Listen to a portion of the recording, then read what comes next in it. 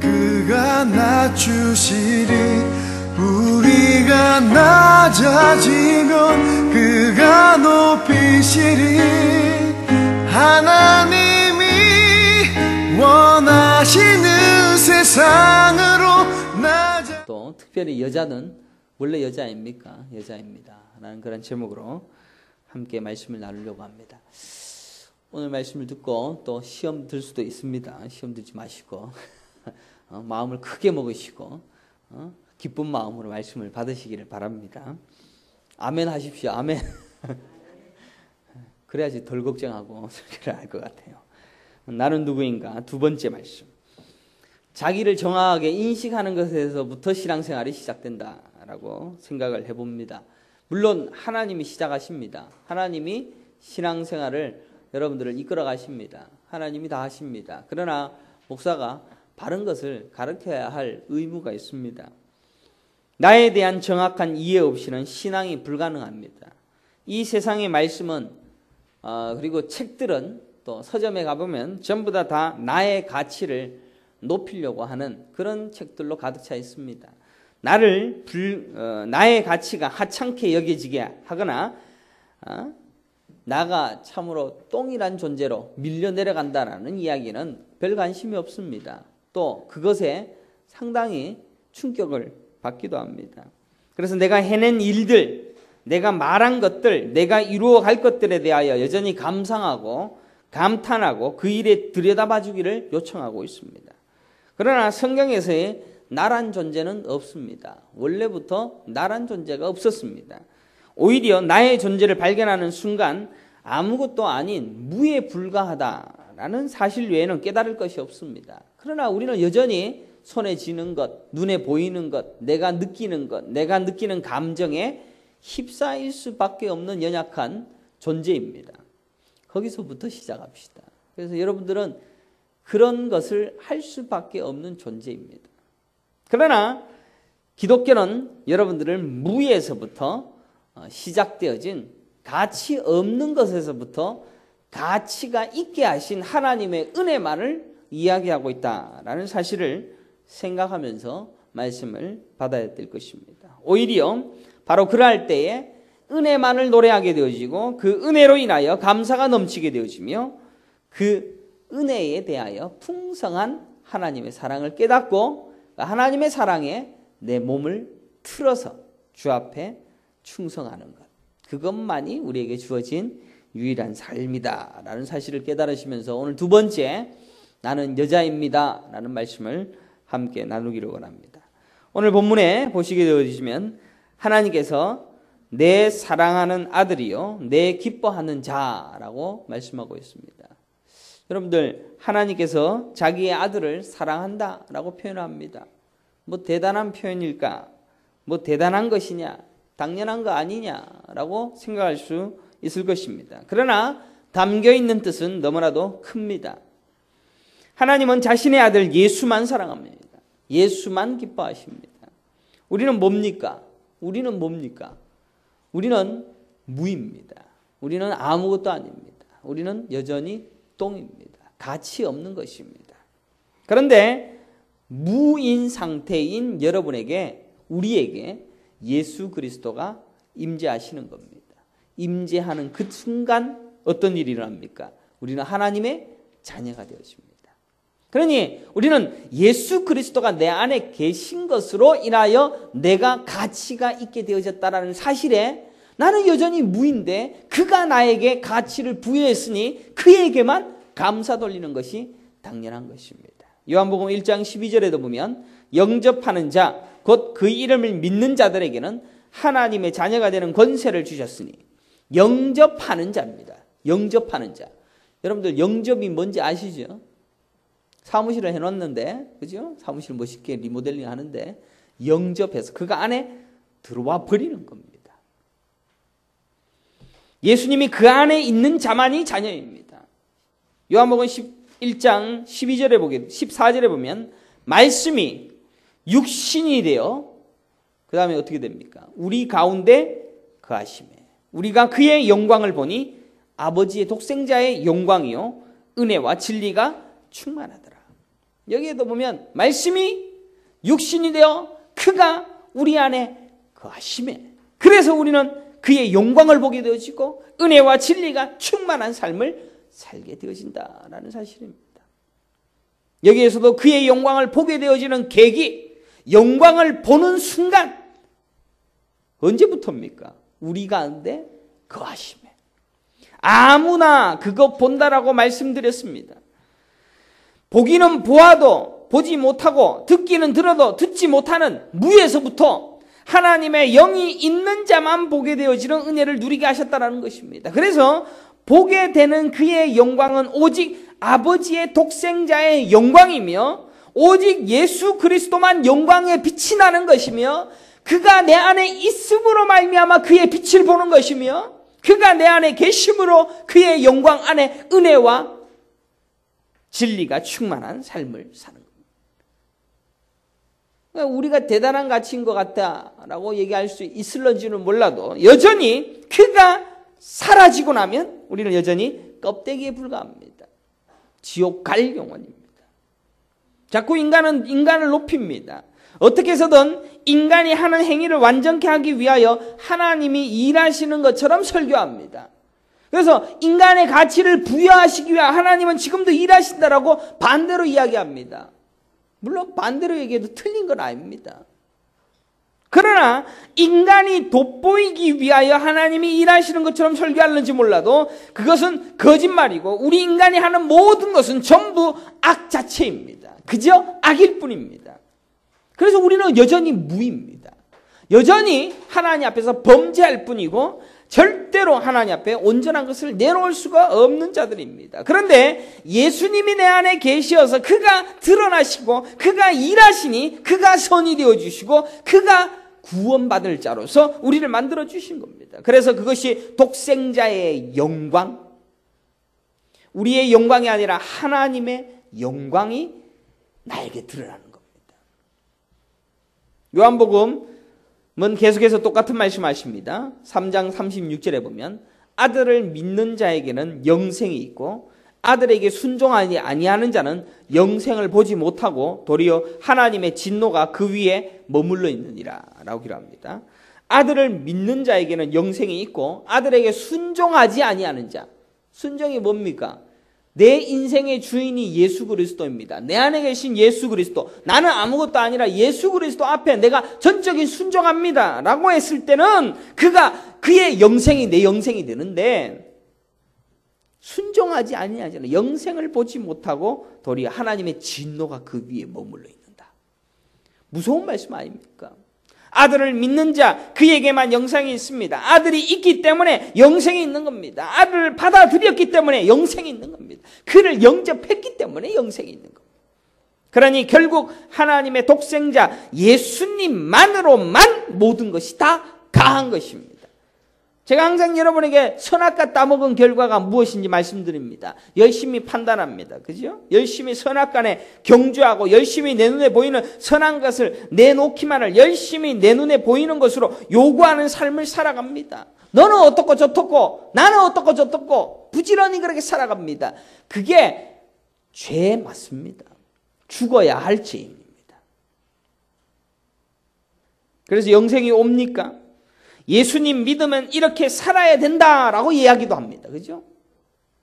예수님이 그렇게 약한 분일까요? 예수님을 믿으면 내 의지로 한번 열심히 살아봐야 되겠다. 예수님이 그래 약합니까? 내 안에 계신다면 그가 다 하실 텐데. 예수님이 그렇게 약한 분입니까? 예수님이 내 안에 계시면 영생을 가진 자이고 내 인생의 일들을 이루어 가실 것이고 나를 그의 거룩의 백성으로 이끌어 가실 것인데 우리는 그 일을 하도록 강조합니다. 착하게 살자, 거룩하게 살자, 예쁘게 살자. 그 일 한다고 예수님을 믿는 것을 증거처럼, 증인처럼. 마치 서울대학교에 들어간 사람들이 사는 모습들을 흉내내는 지방대 학생의 모습이 아닐까 그런 생각을 해봅니다. 서울대학교에 들어간 자들이 당연히 할 수 있는 것들을 지방대 학생들이 흉내낸다고 그거 따라한다라고 서울대 대학생들은 이런 책 보더라. 서울대 학생들은 이런 거 좋아하더라. 그래서 그거 흉내낸다고 서울대 갑니까? 서울대를 들어가야지, 그죠? 들어가야지 서울대생 아닙니까? 신문에 보니까 부자로 느끼는 정도가 한 230억이랍니다. 230억을 가지고 있어야지 부자 정도로 느껴준다라고 통계적으로 나왔다고 합니다. 우리는 부자입니까? 거지죠. 우리는 그 사람들에 비하면. 그러면 통장에 230억이 있는 사람이 부자다. 뭐 별로 좋은 예화는 아니지만 그렇다면 통장에 한 1억, 2억 정도 있는데 나는 230억 원을 가지고 있는 것처럼 산다라고 해서 그 사람을 부자로 인정해 주지 않는다라는 얘기예요. 예수님이 내 안에 있으면 우리는 예수로 인한 그의 영광을 드러내는 자가 되는 것이지 우리 스스로 아무것도 해서 우리 스스로 예수가 내 안에 있는 것처럼 흉내내서 예수가 있는 것은 아니다라는 것입니다. 예수님을 받아들이는 것이 먼저입니다. 그분이 누구인지 아는 것이 급선무입니다. 그가 내 인생에서 일하시도록 하는 것이 먼저이지 예수 믿으면 이렇게 사는 거야 라고 흉내내니라고 그거 흉내 안 내는 사람들을 열심히 판단하느라고 그 세월을 보내고 있습니다. 목사가 이래 살아야 되고 집사가 이렇게 살아야 되고 예수가 없으면 목사로 살고 싶어도 못 삽니다. 예수가 내 안에 있으면 우리가 그렇게 살지 못하더라도 예수의 영광을 드러낼 뿐입니다. 예수가 있는 자가 우리 눈에 보이는 선악구조에 의하여 날마다 비굴하고 거지처럼 산다고 해서 하나님의 영광이 가려지는 것이 아닙니다. 그것은 우리의 판단일 뿐입니다. 예수가 내 안에 있는데 여전히 인생은 조모양 족벌로 살았다 라고 할는지 몰라도 우리는 판단할 자격이 없습니다. 예수가 없으면 집사로 평생 살고 싶어도 안 됩니다. 착하게 살고 싶어도 안 되는 겁니다. 선교하고 봉사하고 열심히 해서 예수가 있는 것처럼 흉내를 낼는지 몰라도 예수가 없으면 아무것도 아닙니다. 그런데 우리는 예수는 뒤로 하고 지금 그렇게 살아야 할 삶을 서로에게 요청하느라고 그렇게 시험이 들고 그렇게 정죄하느라고 성질내고 힘겨워합니다. 그게 신앙생활이라고 착각합니다. 그것부터 바꿔야 됩니다. 예수를 바라볼 내 안에 예수 그리스도가 예수가 있는 사람으로 서로 대우하는 거예요. 거지에게 예수 그리스도가 있어도 그 예수 그리스도를 존귀하게 여겨주는 거예요. 예수를 볼 능력이 없으니까 그렇게 판단하는 겁니다. 그런데 이 완벽한 예수님에 의해서 이루어진 구원의 방식을 똑같이 설명하고 있는 것이 또 한 있습니다. 뭡니까? 부부 생활입니다. 5월달은 가정의 달 아닙니까? 그러다 보니 어쩌다 보니까 또 이렇게 연결되는 설교를 합니다. 요새는 워낙 그 관계들이 바꿔였으니까 이해하기가 더 힘들지 모릅니다. 우리나라만 해도 여자는 수에 안 쳤습니다. 옛날에 유교 시대 때, 그죠? 남자의 소유에 불과했습니다. 맞습니까? 안 맞습니까? 그게 몇 년 전만 해도 몇십 년 전만 해도 여자는 수에도 안 쳤습니다. 그것은 이스라엘도 마찬가지였습니다. 우리나라만 그런지 아니라 이스라엘도 마찬가지였습니다. 성경에 5,000명이라 그랬으면은 5,000명이 뭐 여자 숫자가 들어간 줄 압니까? 여자는 수에도 안 쳤습니다. 남자의 소유일 뿐이었습니다. 성경도 똑같이 그렇게 말씀하고 있습니다. 성경에 보면 여자는 절대적으로 남자의 결정에 의하여 운명이 좌지우지되어졌습니다. 요새는 남편이 뭘 결정을 해도 여자들이 워낙 소리를 치니까 남자들이 눈치를 보고 앉아 있습니다. 뭘 해놓고도 자신 없어 합니다. 맨날 여자에게 묻습니까? 어떻게 할까? 저렇게 할까? 이렇게 할까? 묻지 않으면 욕 들어 먹습니다. 묻지 않고 지 마음대로 결정했다가는 풍지박산이 납니다. 민수기 30장에 보면 특별한 말씀이 나옵니다. 거기에는 여자가 소원한 이야기가 나옵니다. 남편과의 관계 속에서 아내가 한 소원의 이야기가 구전에는 과부, 이혼당한 여자의 소원 이야기가 나옵니다. 그리고 그 소원한 이야기를 소원을 반복해서 지키라라고 해놓고 반복해서 나오는 구절이 5절, 8절, 12절, 15절에 이렇게 나옵니다. 어떻게 나오냐? 그러나 그의 남편이 그것을 듣는 날에 허락하지 아니하면 무효가 된다라고 말씀하고 있습니다. 여자가 열심히 소원합니다. 열심히 결정합니다. 열심히 애써 하나님 앞에 충성 다하겠습니다라고 합니다. 그런데 남편이 듣고 허락하지 아니하면 무효가 된다라는 게 민수기 30장의 말씀입니다.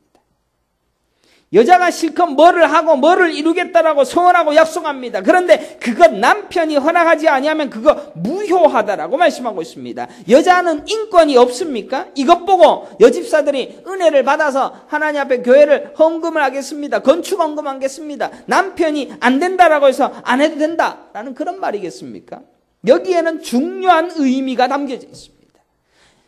성경은 이중적 계시를 우리에게 하고 있습니다. 당시 가정에서의 여자의 인권이 무시당한 채 남자에게서만 약속이 이행됨을 말하는 것과 동시에 이거는 현시대적인 그리고 시대적인 이야기입니다. 동시에 남편과 아내의 관계 속에서 예수 그리스도와 교회의 관계를 이야기하고 있습니다. 제가 서론적으로 이야기한 게 뭡니까? 우리는 예수를 먼저 본다 그랬잖아요. 나는 뭡니다. 예수님에 의하여서 교회 시대가 완성되어졌다는 이야기를 하고 있다는 것을 민수기 30장에 똑같은 모습으로 그려내고 있습니다. 성경은 똑같습니다. 민수기 30장은 다르고 요한복음 1장은 다르고 뭐 다 다릅니까? 똑같습니다. 그래서 결국 에베소서는 이렇게 이야기하지 않습니까? 5장 31절에 보면 그러므로 사람이 부모를 떠나 그의 아내와 합하여 그 둘이 한 육체가 될지니라 라고 기록합니다. 남편은 아내를 사랑하고 아내는 남편에게 복종해야 된다라는 그 이의 결론 부분이 32절에 보면 이 비밀이 크도다. 나는 그리스도와 교회에 대하여 말하노라 라고 기록하고 있습니다. 부부관계의 남편의 사랑과 아내의 복종, 이 관계가 뭐라고요? 교회와 예수의 관계. 성경은 똑같이 일맥상통합니다. 결국 예수 그리스도가 주인 되어 주시고 예수 그리스도에 의하여서 우리는 그의 모든 것이 다 그냥 예수에게 다 넘겨졌다라는 것만 강조하고 있습니다. 우리의 부부관계를 통하여서 하나님께서 우리와 어떻게 관계를 맺을 것인가에 대하여 계시할 뿐입니다. 결국 민수기 30장은 여자는 소원을 할 자격도 없고 능력도 없으니 아버지나 남편을 통해서만 해라 라는 것이 민수기 30장 말씀입니다. 남편에게 허락받고 오라. 이게 어디에서 나오는 겁니까? 여러분들이 소원을 열심히 합니다. 여러분들 하나님 앞에 충성봉사합니다. 누가 하는 겁니까? 예수님이 하는 겁니다. 내 남편 된 예수가 하는 겁니다. 예수가 하신 것만 들으시겠다는 겁니다. 내가 입으로 아무리 내가 뭐 열심히 하겠다라고 아무리 충성을 다하고 헌신을 한다는 그거 안 들으시겠다는 겁니다. 그 모습을 이 민수기 30장에도 똑같이 드러내고 있다는 겁니다. 소원을 지켜라 라는 말씀이 아니라 여자의 맹세와 소원은 조금도 가치 있는 것으로 여기지 않겠다라고 말씀하시고 있는 겁니다. 그렇다고 이 세상에 여자들의 인권이 이렇게 없다는 것을 성경에서 말씀을 가르친다라고 저를 구닥다리 목사라고 말할 수도 있을 것입니다. 그런데 구닥다리든 상관없습니다. 성경이 말하는 걸 그대로 증거할 뿐입니다. 요새 여자들 인권 없다라고 이야기하는 목사 돌 맞는다고. 그러나 예수님과 교회의 관계가 그거라는 겁니다. 교회가 아무리 선하고 아름다운 것을 내놓든 교회가 열심히 애써서 정말로 아름답고 멋있는 모습을 아무리 드러낸다 하더라도 그것은 상관없다는 겁니다. 마찬가지로 우리는 안 보시고 예수 그리스도가 하시는 것만 보시겠다는 겁니다. 예수님이 허락해야 하고 예수님만 보겠다라는 하나님의 의중이 담겨져 있다는 것입니다. 창세기 2장 7절에 보면 여호와 하나님이 땅의 흙으로 사람을 지으시고 생기를 그 코에 불어넣으시니 사람이 생명이 되니라. 여호와 하나님이 동방의 에덴에 농산을 창설하시고 그 지으신 사람을 거기 두시니라. 그런데 18절에 보면 여호와 하나님이 이르시되 사람이 혼자 사는 것이 좋지 아니하니 내가 그를 위하여 돕는 배필을 지으리라 하시니라. 21절에 보면 여호와 하나님이 아담을 깊이 잠들게 하시니 잠들매 그가 그 갈빗대 하나를 취하고 살로 대신 채우시고 여호와 하나님이 아담에게서 취하신 그 갈빗대로 여자를 만드시고 그를 아담에게로 이끌어 오시니 아담이 이르되 이는 내 뼈 중에 뼈요 살 중에 살이라 이것을 남자에게 취하였은즉 여자라 부르리라 하니라. 이러므로 남자가 부모를 떠나 그의 아내와 합하여 둘이 한 몸을 이룰지로다 라고 기록하고 있습니다. 여기에서 예수님은 성도와 교회가 결혼하여 합해지는 선을 향하여 달려지고 있을 뿐입니다. 역사는 예수 그리스도와 교회가 결혼하여 한 몸 되어지는 그것을 위하여 달릴 뿐입니다. 하나님은 남자를 먼저 만드십니다. 예수 그리스도를 상징합니다. 첫 번째 아담, 두 번째 아담 예수. 그리고 그 남자에게서 여자를 나오게 합니다. 여자는 창조한 것이 아니라 남자에게서 취한 것입니다. 그리고 연합하여 한 몸이 되게 하는 관계로 공포합니다. 결국 남자 안에서 창조되어야 되고 남자와 연합이 되어 한 몸이 되기 전에는 존재로서는 가치가 없다는 것이 여자입니다. 2장 7절에 보면 땅에 흙으로 사람을 지으시고 생기를 코에 불어 넣은 것은 아담뿐입니다. 하와는 갈빗대를 꺼내어서 여자를 만들었습니다. 흙으로 만든 것이 아닙니다. 그러니까 남자가 그러지 않습니까? 너는 내 뼈 중에 뼈요 내 살 중에 살이라. 왜? 내게서 나왔으니까.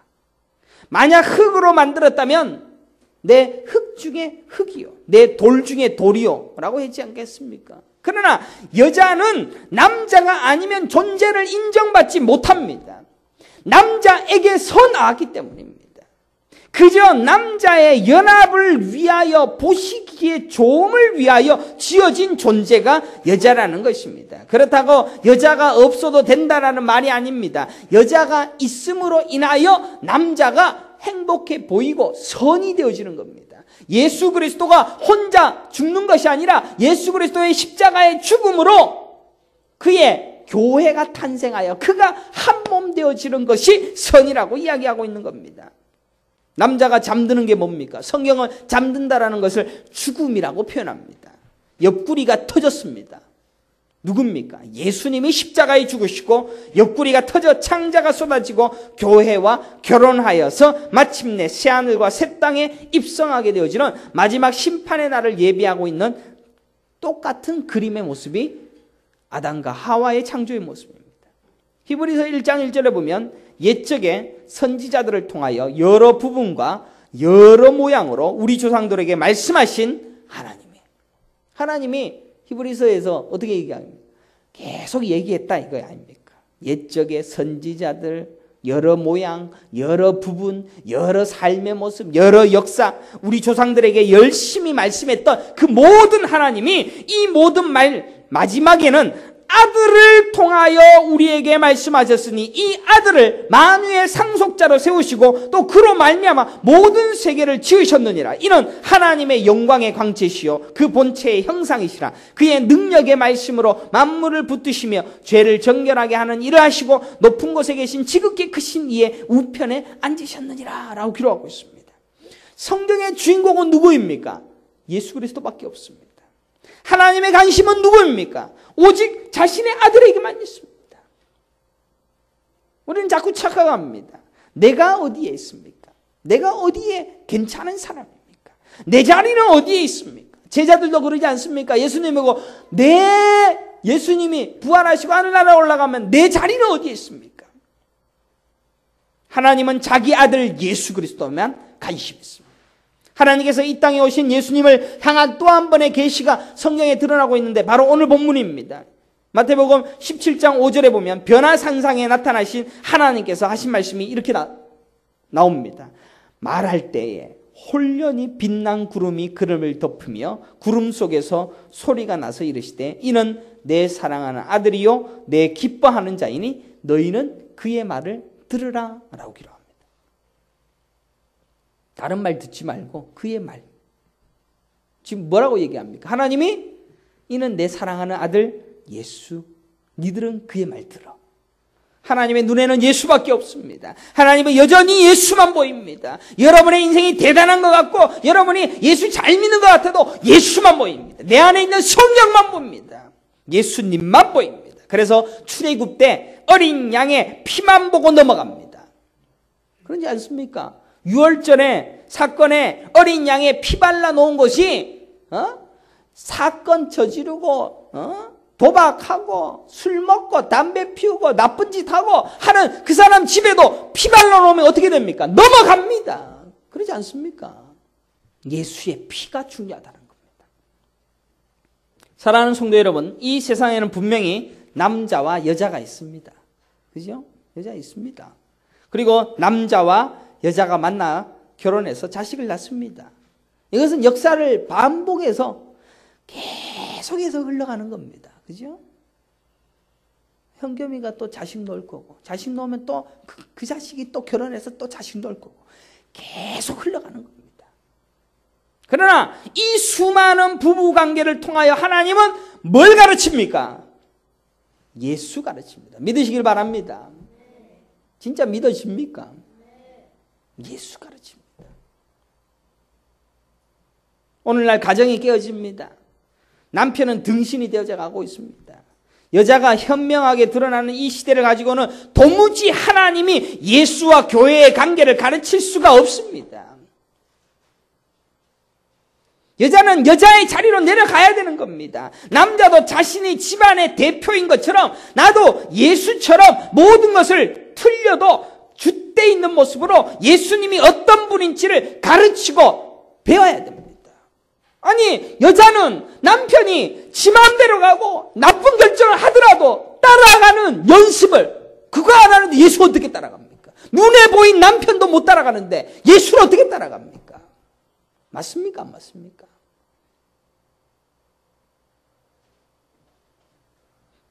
여자는 그렇게 낮아진 여자를 보고 그렇게 고개 숙인 여자를 보고 죽기까지 사랑하는 자로서 십자가에 죽는 것이 남자입니다.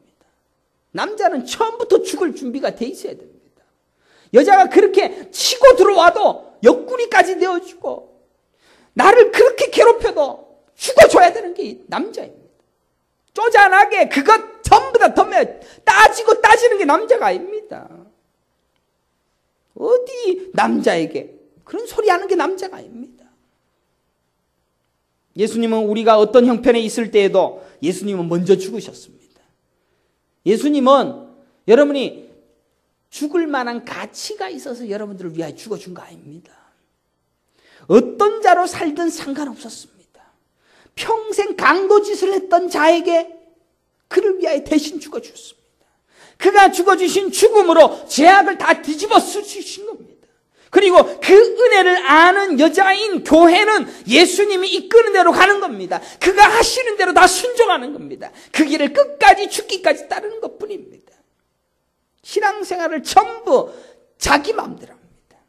부부 관계에서부터 시작하신 하나님의 여러 모양과 여러 모습으로 계시되어진 예수 그리스도의 모습이 내 남편, 내 아내에게다 딱 심어놨는데 거기서부터 신앙생활을 해야 돼요. 무슨 신앙생활을 딴 데서 하려고 그러고 있습니다. 부부 관계에도 보면 서로 남자들은 죽지 못해. 끝까지 죽지 못해. 내가 저걸 위해 죽어주니. 여자들은 더 설칩니다. 지가 남자 되려고 합니다. 전부 지가 주인공이 되려고 합니다. 성경을 조금만 알아도 자신이 서 있어야 할 자리를 아는 겁니다. 자신이 뭘 해야 할지를 아는 겁니다. 그런데 전부 눈에 보이는 남편 잡아먹으려고 안달이고 남편들은 아내를 위하여 손해 안 보려고 안달입니다. 이게 온 집안 이야기입니다. 우리의 이야기입니다. 나의 이야기입니다. 신앙생활 그렇게 하는 거 아닙니다. 아니 그러한 것을 우리 삶에 가르치신 그 뜻을 깨닫는다면 함부로 못 삽니다. 내 남편에게 함부로 못하고 내 아내에게 함부로 못합니다. 절대로 그 신부의 자리로 내려가서 절대적인 예수님만 바라보는 자로 살아가야 되는 겁니다. 남자들은 성도입니다. 교회의 지체입니다. 그래서 남자는 자신의 예수됨의 십자가의 죽음의 삶을 사는 것과 동시에 한 가지 더 추가되어 있습니다. 여자처럼 똑같이 예수님께 모든 삶을 의탁하고 그의 말만 듣는 겁니다. 예수가 나의 전부입니다. 남자는 예수 노릇도 해야 되고 교회 노릇도 해야 되는 이중거를 겪어야 할 참으로 고달픈 자입니다. 남자들은 여전히 여자들에게 충성심을 복종하는 모습 그걸 봐야지 내가 사랑하지요. 그 따오소리라고 했어요. 여자들은 남자들을 깔아뭉갭니다. 지가 배우면 얼마나 배웠다고, 지가 얼마나 똑똑하면 이 모양으로 사는 게 누구 때문이야? 그런 소리 맨날 하고 있습니다. 당신 때문이야. 이런 여자들은 예수 그리스도를 모르는 여자입니다. 예수를 내 인생의 주인으로 모신다라는 게 새빨간 거짓말입니다. 왜? 성경은 남편과 부부의 관계를 통하여 이런 게 예수야 가르쳤기 때문입니다. 사랑하는 성도 여러분, 우리는 다 여자입니다.